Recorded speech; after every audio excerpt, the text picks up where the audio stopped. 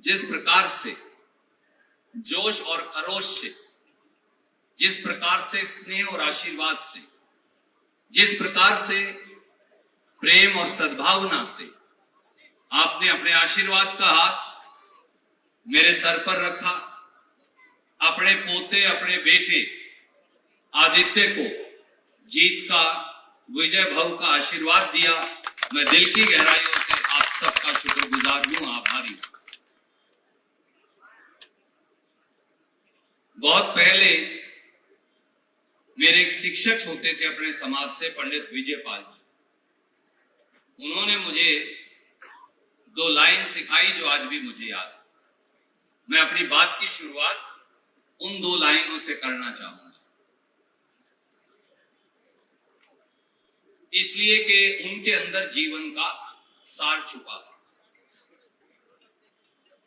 उन 2 लाइनों का सार्थ है कि फल वाले वृक्ष झुक जाते हैं, गुण वाले जन झुक जाते हैं, सूखा वृक्ष और मूर्ख व्यक्ति कभी नहीं झुकता। नमन्ते फलानि वृक्षाणि नमन्ते गुणिनो जना, शुष्क वृक्षाश्च मूर्खाश्च न नमन्ते कदाचन। विनम्रता का ये पाठ जो पंडित विजय पाल जी ने मुझे पढ़ाया था, ये पूरी जीवन के लिए मेरे मन पर अंकित है।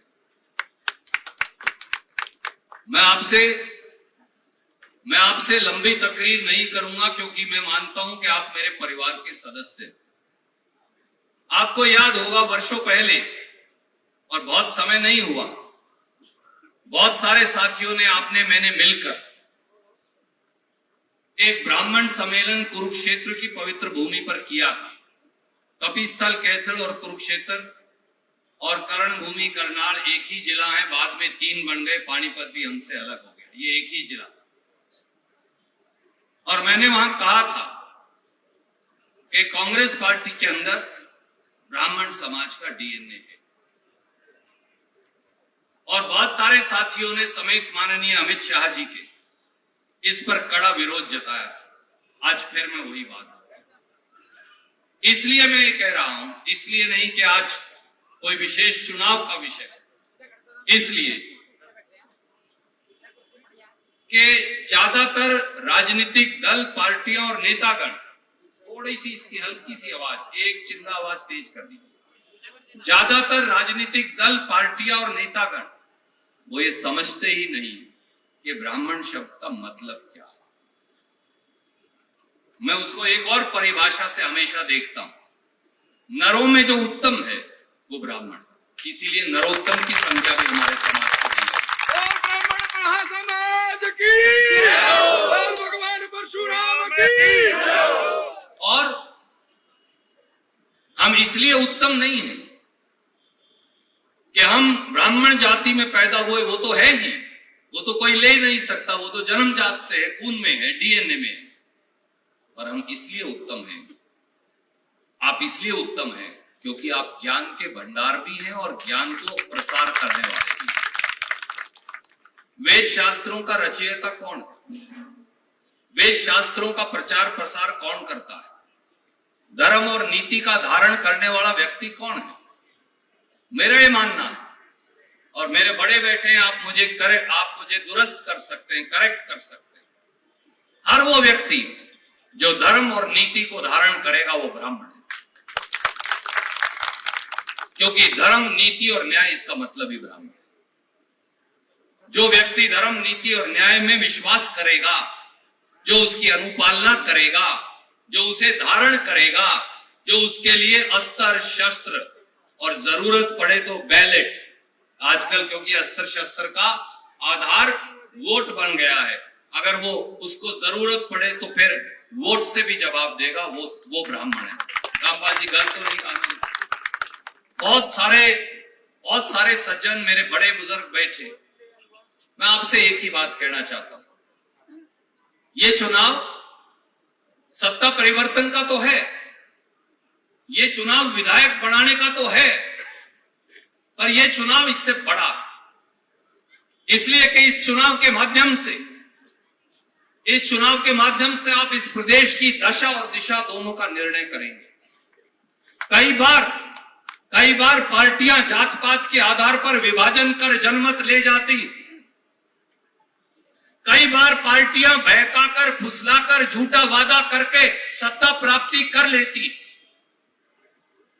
कई बार राजनेता समाज में विष घोलकर विभाजन और टकराव करवाकर टुकड़े टुकड़े कर समाज को वो सत्ता की ड्योढ़ी तक तो पहुंच जाते हैं, पर उनका कभी कल्याण नहीं हो सकता और ना वो जनता का कल्याण कर सकते। इसलिए कि राजनीति का आधार जात नहीं हो सकता, राजनीति का आधार टकराव नहीं हो सकता, राजनीति का आधार वैमनस्य नहीं हो सकता, राजनीति का आधार नफरत नहीं हो सकती, राजनीति का आधार बंटवारा नहीं हो सकता।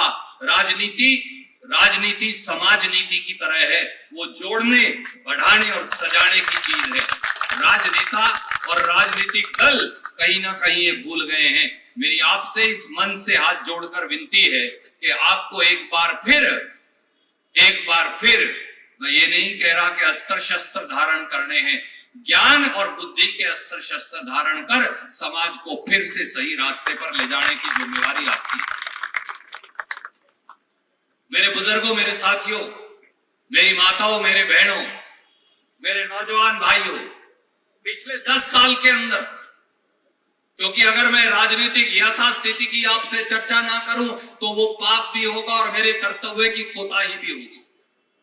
पिछले 10 साल के अंदर हिंदुस्तान में भी और हरियाणा में भी सबसे बड़ा हमला अगर किसी एक विशेष समाज पर बोला गया, मैं जाति नहीं कह रहा, समाज पर बोला गया, तो ब्राह्मण समाज पर कांग्रेस ने कभी, पंडित जवाहरलाल नेहरू, महात्मा गांधी, वल्लभ भाई पटेल जी की पार्टी ने कभी सुनियोजित तरीके से समाज के ऊपर कभी बुरी नजर से नहीं देखा। ये वो लोग आज सत्ता की ड्योढ़ी पर सवार हैं जो हमारी वोट लेकर सत्ता में आए, परंतु वोट लेकर सबसे बड़ा विश्वासघात उन्होंने बहन जी हमारे ब्राह्मण समाज के साथ किया।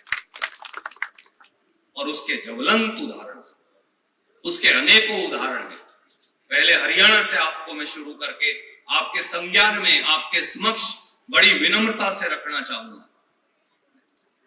भारती नाम के एक व्यक्ति हैं, पेवा के रहने वाले, आदरणीय खट्टर साहब आए थे। मैंने आदरणीय खट्टर साहब से अनुरोध किया, आइए किसी मंच पर आ जाइए, पत्रकारों के मंच पर आ जाइए, प्रेस क्लब में चल पड़िए, ब्राह्मण धर्मशाला में चल पड़िए, रविदासिया धर्मशाला में चलिए, किसी और समाज की धर्मशाला में चलिए, किसी सार्वजनिक स्कूल के मंच पर आइए, कम से कम जनता को जवाब दीजिए। क्योंकि वो भारती नाम के व्यक्ति को बीजेपी ने हरियाणा स्टाफ सिलेक्शन कमीशन का चेयरमैन बनाया और 5 साल तक रखा, बल्कि शायद 7 साल तक रखा, अगर मुझे सही याद है, मेरे को दुरुस्त कर दीजिएगा, हो सकता मैं गलत हूं, 7 साल के करीब रखा। हरियाणा स्टाफ सिलेक्शन कमीशन ने पहली बार देश की आजादी के 75 साल के बाद, हरियाणा के गठन के 58 साल के बाद प्रश्न, नौकरी की भर्ती में प्रश्न पूछे। दो, एक प्रश्न पूछा ब्राह्मण समाज के रंग के आधार पर, और उस प्रश्न में दुर्भाग्य से विडंबना ये है समाज की कि ये लिखती है बीजेपी के वो लोग कि अगर ब्राह्मण समाज के किसी व्यक्ति का रंग गोरा नहीं और श्याम जी की तरह, कृष्ण जी की तरह काला है तो फिर वो अपशकुन की निशानी। इससे बड़ी शर्मनाक बात कोई हो सकती। और दूसरा प्रश्न हमारी बेटियों के बारे में कहा, मैं वो प्रश्न इस मन से नहीं दोहरा सकता।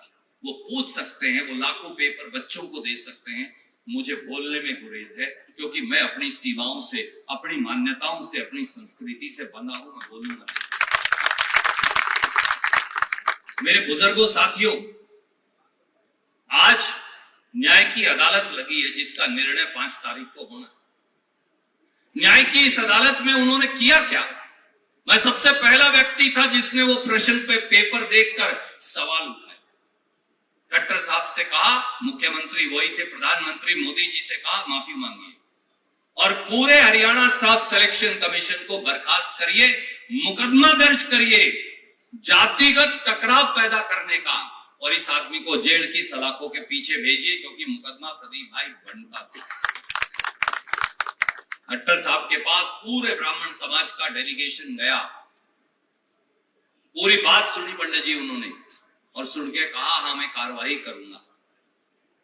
32 दिन के लिए उस आदमी को छुट्टी पर भेज दिया, और 32 दिन के बाद पंडित जी उसे वापस बुलाकर उसी कुर्सी पर बिठा दिया। वो अगले 4 साल हमें टीस करता रहा। बीजेपी के किसी लीडर ने हमारी सुनी नहीं, ना इस हल्के वाले ने, ना किसी दूसरे हल्के वाले ने। भारतीय जनता भारतीय पार्टी मुर्दाबाद। बीजेपी के किसी एक आदमी की हिम्मत नहीं हुई, किसी एमएलए की हिम्मत नहीं हुई, एमपी की हिम्मत नहीं हुई कि उठकर बीजेपी के नेतृत्व को ये कह दे या तो इसको जेल की सलाखों के पीछे भेजिए या हरियाणा स्टाफ सिलेक्शन कमीशन को बर्खास्त करिए, और नहीं तो मैं इस्तीफा देकर पार्टी से बाहर जाता हूं। किसी की हिम्मत नहीं हुई, सब कुर्सी पर चिपकर बैठे रहे। और आज उस व्यक्ति को कहां लगाया हुआ? आज उस व्यक्ति को खट्टर साहब ने अपना ओएसटी लगाया हुआ। वो देश का बिजली मंत्रालय चलाता है, और देश का गरीब कल्याण मंत्रालय वो अकेला आदमी चलाता है। ये हमारे साथ व्यवहार है बीजेपी का। बात एक व्यक्ति की नहीं है, बात समाज के सम्मान की है। कल को मेरी बहन सुशीला जी से अगर कोई गलती हो जाए, ये मेरे भाई बैठे बंटी, इससे कुछ गलती हो जाए, संदीप भाई इनसे हो जाए, पंडित जी से हो जाए, मैं भी क्षमा मांगूंगा। उनको भी जो आप सजा कहेंगे दूंगा, क्योंकि यही न्याय है, यही नीति है, यही सही है। उसके बाद क्या हुआ? उसके बाद बरवाड़ा के अंदर ब्राह्मण समाज के भाजपा के एक नेता सम्मान स्वरूप, जैसे आज भगवान परशुराम जी का चित्र आपने दिया, और उसके साथ साथ उनका फरसा भी दिया। आपको मालूम है, मैं हमेशा ये कहता हूं, विष्णु अवतार का फरसा कोई धारण नहीं कर सकता। कोई मनुष्य वो किसी समाज में जन्म लिया हो, इतना बड़ा नहीं हुआ, कितने बड़े पद पर भी बैठा। हम सम्मान स्वरूप देते हो, यह आपका बड़प्पन है कि आप सम्मान स्वरूप देते हो। ड्यूटी है उसे निचकारिए और मंदिर में चढ़ा दीजिए, क्योंकि आप उसे धारण नहीं कर सकते। इतना बड़ा कोई व्यक्ति पंडित जी नहीं है दुनिया में। खट्टर साहब ने वो फरसा लिया और वापस मुड़ के उस ब्राह्मण समाज के लीडर को कहा, फरसे से तेरा गला काट दूंगा, गर्दन काट दूंगा। ये लोग ऐसी मानसिकता के लोग हैं जो बड़े बड़े पदों पर बीजेपी में बैठे, मोदी जी के चहेते, भाजपा के शीर्ष नेतृत्व पर बैठे, मुख्यमंत्री और केंद्रीय मंत्रियों के पदों पर बैठे, जो हमारी गर्दन काटने की बात करते हैं। वो एक व्यक्ति की नहीं थी, वो अपमान एक एक ब्राह्मण समाज के व्यक्ति का था, चाहे वो किसी पार्टी का था या वो किसी पार्टी का नहीं था। वो हमें चुनौती दे रहे थे कि वो हमारी गर्दन काट सकते हैं। सुरजेवाला आगे बढ़ो, हम तुम्हारे साथ हैं। मैं आज आपसे एक बात और कहता हूं मेरे मन की। इस प्रदेश के अंदर, ठीक है, हमारा राजनीतिक विरोध है, वो मेरे पिताजी के मित्र हैं। इस प्रदेश के अंदर बीजेपी का बीज बोया किसने? आज मैं आपके समक्ष रखता हूं। 38 साल से तो मैं भी राजनीति में हूं, और पिताजी उससे पहले बहुत दशकों से थे। इस प्रदेश में बीजेपी का बीज बोया पंडित रामविलास शर्मा ने। पिताजी के मित्र हैं, सगे भाई से बढ़कर रिश्ता था, राजनीति में विरोध था। आजकल ये नहीं होता, आजकल तो लोग दुश्मनियां पालते हैं। आज भी दोनों बच्चों की शादी हुई, पिता नहीं थे, तो पिता की जगह वो खड़े रहे जब तक आखिरी मेहमान पंडित जी नहीं गया, तब गए पंडित जी खाना खाने। मैंने बहुत कहा पंडित जी आप जाओ, बहुत देर होगी। बोले ना, मेरा दोस्त नहीं है, मैं इसलिए खड़ा। कल को मेरा दोस्त सपने में आके मुझे उलाहना दे जाएगा। पोतों की शादी हुई थी, पंडित जी तू गया कौन? खड़े रहे आखिर तक। उसी पंडित रामविलास शर्मा को जिन्होंने बीजेपी का बीज बोया जब नरेंद्र मोदी जी राजनीति में नहीं थे, जब झोला उठाकर प्रचार किया करता था देश का प्रधानमंत्री, जब माननीय मनोहर लाल खट्टर जी राजनीति में पैदा ही नहीं हुए थे, प्रचारक भी नहीं बने थे, वो आदमी उस दिन, उस समय, रमेश जी, उस समय अगला एमएलए और मंत्री बन चुका था। ये उनकी वरिष्ठता है। क्या किया? पिछले 10 साल से खुड्डे लाइन लगा रखा है और अब की बार तो उनको एक टिकट बेइज्जत करने के लिए एक विधानसभा की टिकट नहीं दी। जिस बीजेपी का बीज बोने वाले व्यक्ति के लिए इस बीजेपी के पास एक विधानसभा की 90 में से टिकट नहीं है, माफ करना, वो आपके कदरदान कभी हो नहीं सकते। जो पंडित रामविलास शर्मा के नहीं हुए वो आपके और मेरे किसी के नहीं हो सकते। ये वो लोग हैं जो चुन चुन कर बेइज्जत करते हैं, ये वो लोग हैं जो चुन चुन कर मारते हैं। और ये प्रवृत्ति यहां से नहीं आई, ये प्रवृत्ति नरेंद्र मोदी जी से आई है। मुझे कहने में कोई गुरेज नहीं है करने, ये शास्त्री जी वहां से आई। इसलिए कि जिस दिन उन्होंने सत्ता संभाली, 2 लोग थे जिन्होंने बीजेपी का देश में बीज बोया था, अटल जी के अलावा। अटल जी तो बीमार हो गए थे, तो इसलिए वो तो इस परिस्थिति में नहीं थे, होश हवास में नहीं थे, बाद में स्वर्गवास हो गया। 2 आदमियों ने बीजेपी का बीज बोया था।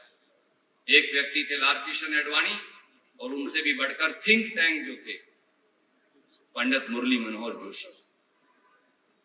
एक कांटा तो निकाला मोदी जी ने आडवाणी जी का, पंडित मुरली मनोहर जोशी जी को मंत्री पद से हटाया, पंडित मुरली मनोहर जोशी जी की सांसद की टिकट काटी, पंडित मुरली मनोहर जोशी जी को राष्ट्रपति उपराष्ट्रपति तो क्या गवर्नर तक लगाने से इनकार कर दिया, और पंडित मुरली मनोहर जोशी जी को निकाल कर बाहर फेंक दिया।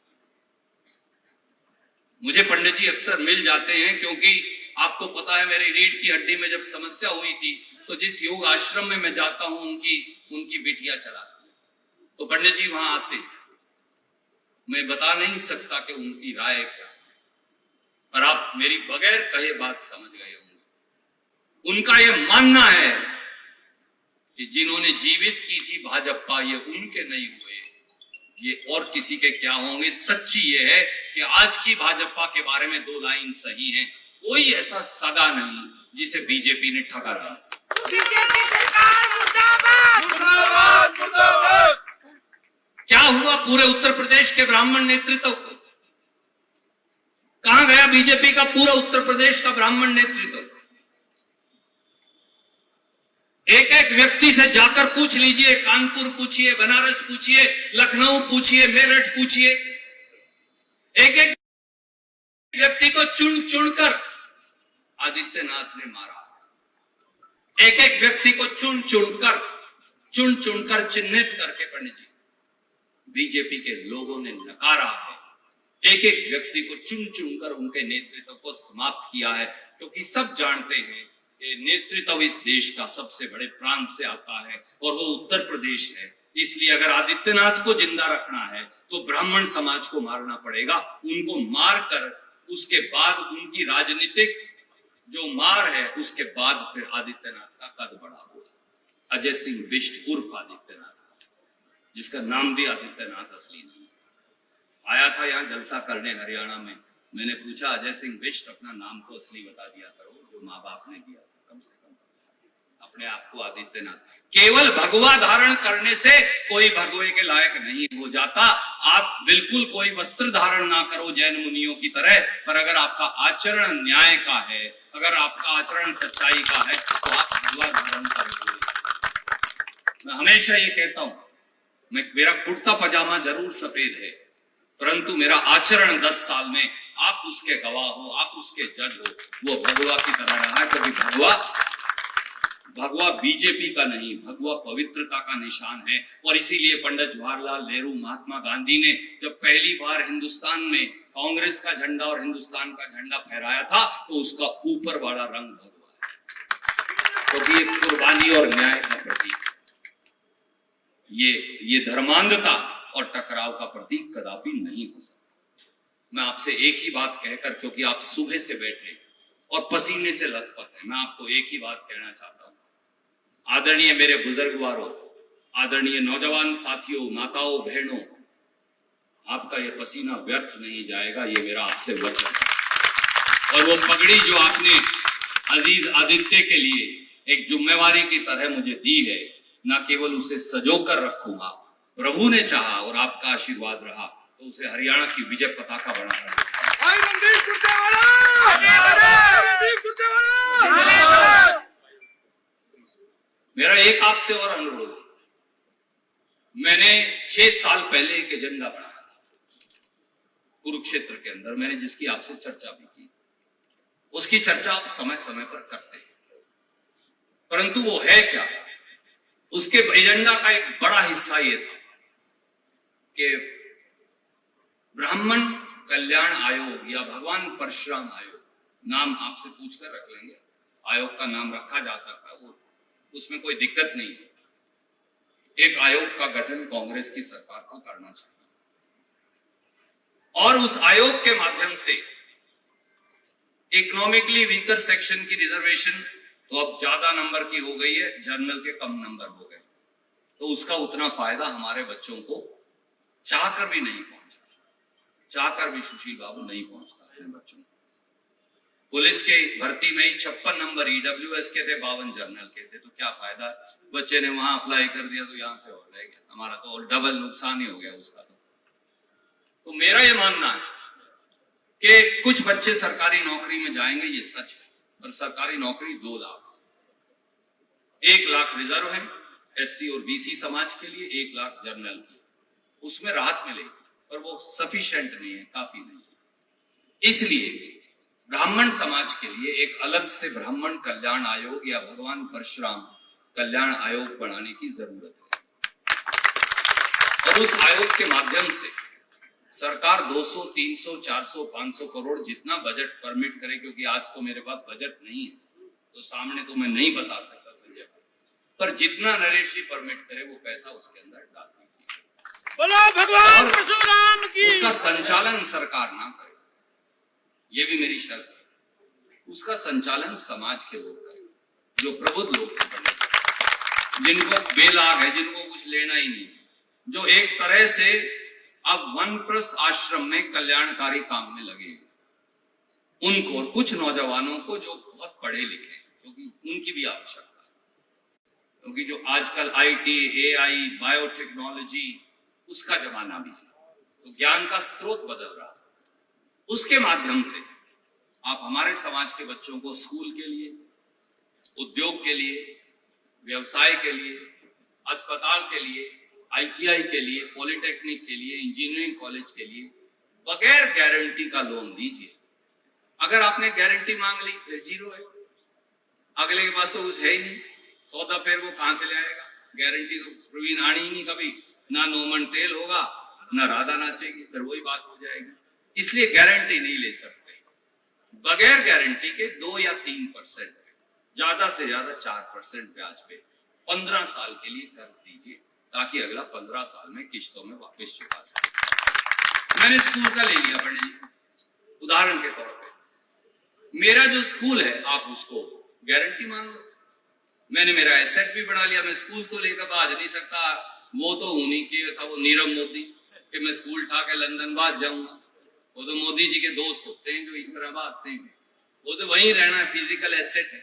मैंने अस्पताल खोल लिया, मेरा अस्पताल रेंट कर, जिस चीज से मैं बना हूं मेरी बिल्डिंग रख लो, आपका पैसा कहीं जाने वाला नहीं।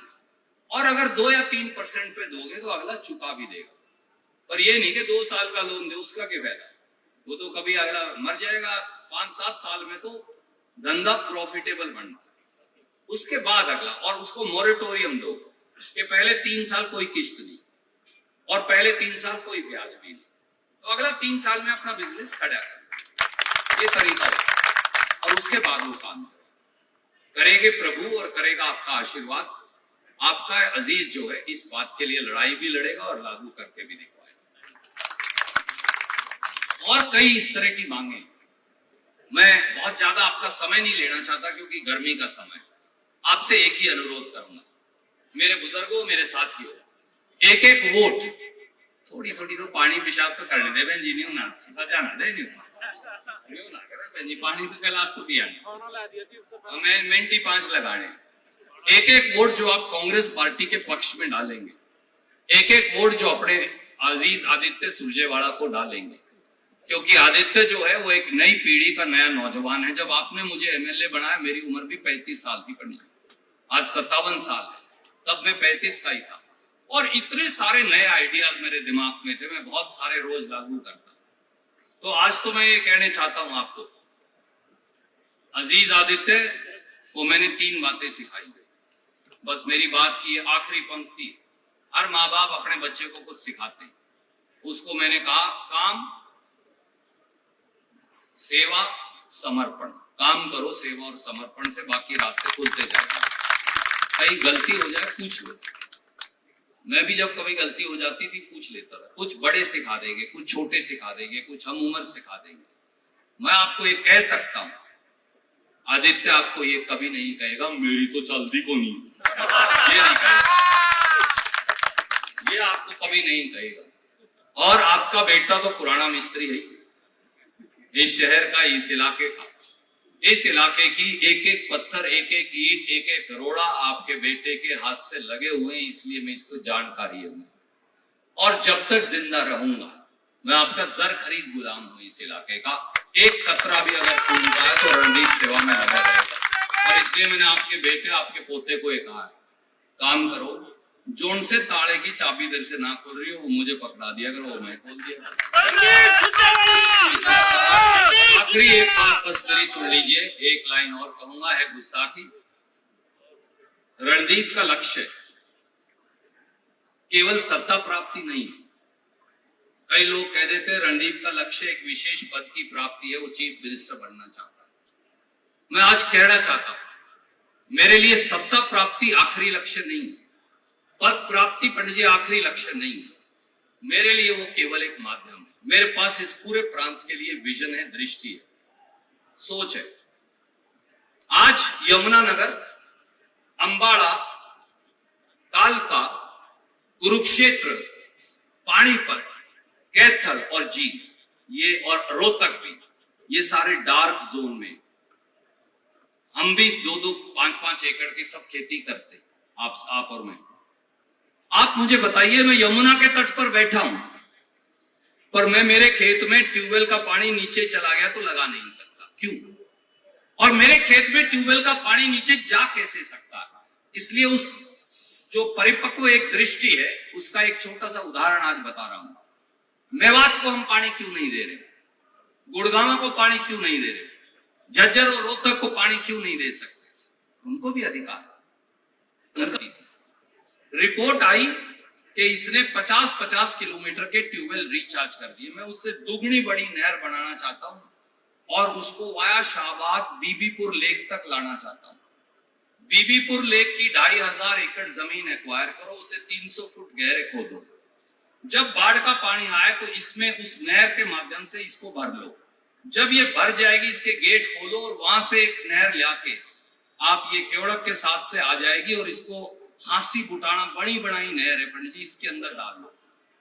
जब उसका पानी यहाँ आएगा तो ये पानी मेवात और गुड़गांव तक जाएगा, उनकी भी एक फसल होनी शुरू हो जाएगी और मवेशियों के लिए पानी हो जाएगा, पीने का पानी हो जाएगा। बाढ़ के पानी को इस्तेमाल करो, वो सबसे अच्छा पानी है, ऊपर से आ रहा है, रेत भी अच्छा है और उसको बीबीपुर लेक से हांसी बुटाना से लेते हुए और एंड तक ले जाओ।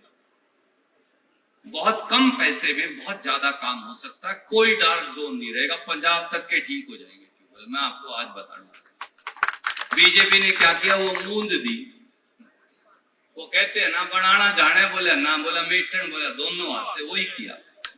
300 करोड़ रुपए लगाए थे, वो नहर मूंद दी ना, तो वो उनकी हुई जिनकी किसानों की है।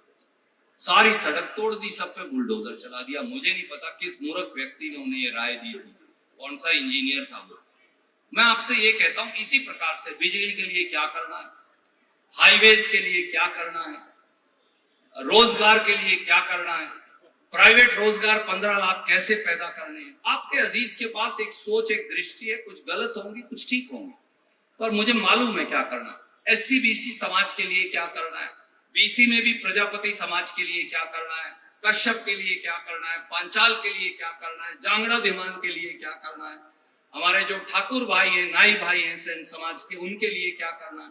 एक सोच, एक दृष्टि है मेरे पास। कुछ ठीक हो सकती है, कुछ शायद पूरी ना पटे, पर मैं सोचता हूं इस प्रांत के बारे में, एक हल्के के बारे में नहीं सोचता पंडित जी, पूरे प्रांत के बारे में सोचता हूं। आपकी मेरी कई बार चर्चा हुई, तो मैं आपसे ये कहता हूं, आपका भाई इस प्रांत को इसलिए चलाना चाहता है, आपका बेटा, क्योंकि मैं इस प्रांत को कैथल से बढ़कर बनाना चाहता हूं। ऐसा